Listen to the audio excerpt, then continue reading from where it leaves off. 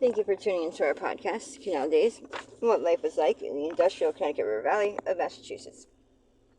I am your host, Carrie, and joining us today is Holyoke's very own local historian and creator of the historical tours of Greater Holyoke, Robert Comu.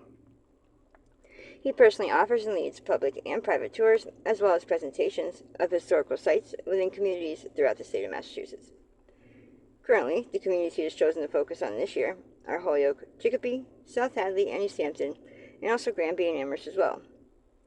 His tours spotlight the local canals, reservoirs, cemeteries, and churches, as well as various parks, streets, and selected historical houses within each community. In today's episode, we will be discussing the city of Springfield. So, since Springfield is very large, it must have a lot of history. So, what are some of the significant features? The incredible amounts of churches that are within Chicopee is one feature. There's so many of them around. You hardly can even turn into a new street and not see another one around the area. At this point, I probably have a list of at least 50 of them going. And that doesn't include the past location of some of them, because when they start up, some of them were in very different parts of the city. So churches are very different, and cemeteries are very different, and also within Springfield there's a very active group called the Springfield Preservation Trust, and I'm glad they're very active both in terms of interpretation and also in terms of getting buildings, encouraging buildings to fix up, because there's a lot of history around. So another what I mentioned was the cemeteries. There's 20 cemeteries around Springfield itself, and I've gone to visit every one of these. There's a couple of them that have even disappeared.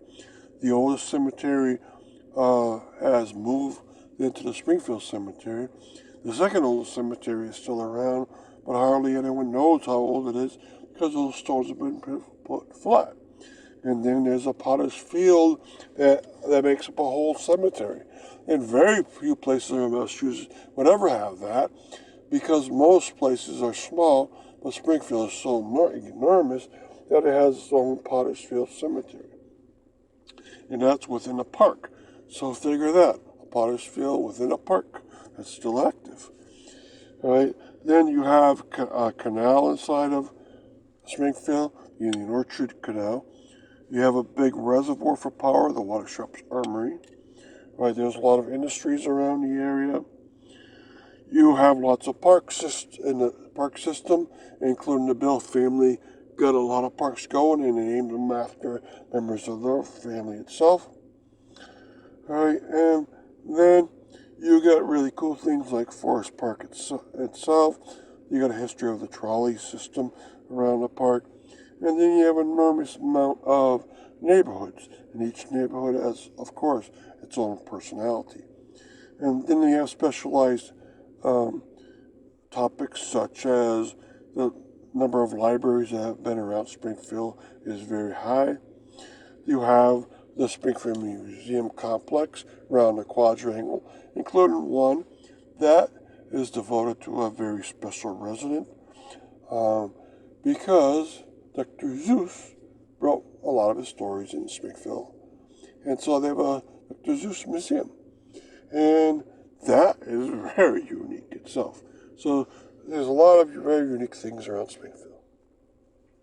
And really quick before we continue with the rest of our interview,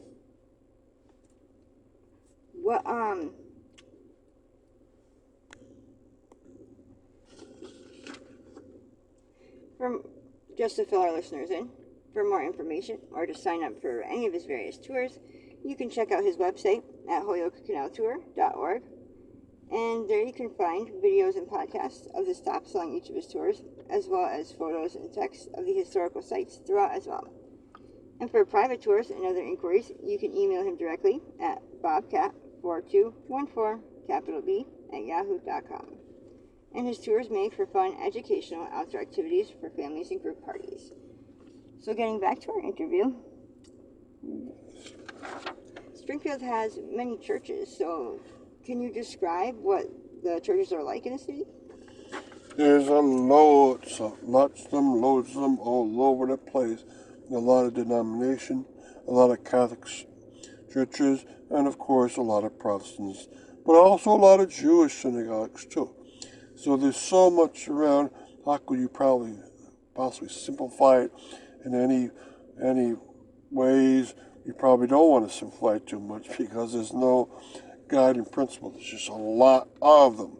But there's one really cool one, the North Congregational Church. It's from 1872. It's Henry Hobson Richardson Church, and it was there and still there for a very long time. But it's important because he is the most important architect in the history of North America. And Springfield still has one of his churches around. They used to have other structures of his, but they're now gone. There's also, of course, the St. Michael's Catholic Cathedral. That is very old, from about 1856 or so. It was turned from a church into a cathedral. And on the webpage for the site that I'm building up, I give you a list of the first two priests before it was a cathedral, and then a list after it became a cathedral of all the many bishops.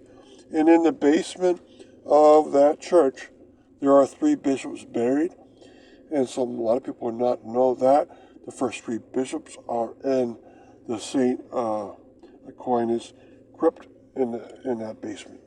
And then there's other churches around, some very specialized and some very interesting. Some have wonderful looks to them. Probably the nicest one that I like is the Sacred Heart Catholic Church. Its architectural style is really gorgeous, and I invite you to visit that at some point. And what historical relevance do the cemeteries hold? Okay, there's a lot of them, and the historical relevance is that the oldest one was moved, the one with the pioneers that settled first into Western Massachusetts. They have moved it into the Springfield Cemetery, and there it is. And most of those pioneers are together towards the back.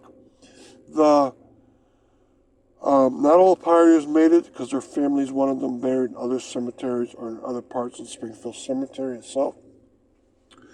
You also have Jewish cemeteries here, and some of the synagogues have their cemetery in West Springfield. And 3 of the cemeteries, Jewish cemeteries, are right in a row. Right, then you have very specialized cemeteries. I already mentioned that you have a Potter's Field Cemetery within Blunt Park. Who have heard of a cemetery in a park? Well, of course, it happens once in a while. And Springfield has one of those. But there's no gravestones because it's a Potter's Field. You don't get to see the gravestones in the Potter's Field because these were poor people that were buried here. But it has a name. It's called the Bay Path Cemetery. And then the oldest cemetery nowadays in Springfield that's never been moved is the Cherry Lane Cemetery. And almost no one visits that one either because its gravestones have been placed all horizontal, right? And yet some very old burials are there. So Springfield has a very unique culture to it. Of course, I don't have to mention it's the home of basketball, but I'll mention the very strange, curious, little-known features to it. And does Springfield preserve its history well? It preserves its history fairly well, up to very well. So some features are well kept, and the other features not as well kept. And so, for instance, some of the Protestant cemeteries and Protestant churches I wish were better kept. There's a few very peculiar ones around. And for instance, there's a Catholic church in Indian Orchard that's the oldest Catholic church of that area, and yet they put aluminum siding around it. and so it kind of ruined its look. And then in other cases, they do a great job. Downtown, of course, where there's so many people around, they are really good at keeping up appearances. And its small parks down there are very nicely kept. Its churches downtown are very nicely kept. But other parts, they really had to improve it. Of course, the really good features like Forest Park are absolutely highest level, kept up to par. And even that is strange because you have a mausoleum in a park. The Barney family is buried within Forest Park. So there it's well kept. The Barney Mausoleum is well kept, but the Barney house is gone. So you go from very well kept to not kept at all. And thank you, Robert, for educating us on your tours and historical topics of your expertise. And we want to thank our listeners for tuning in. And you can check out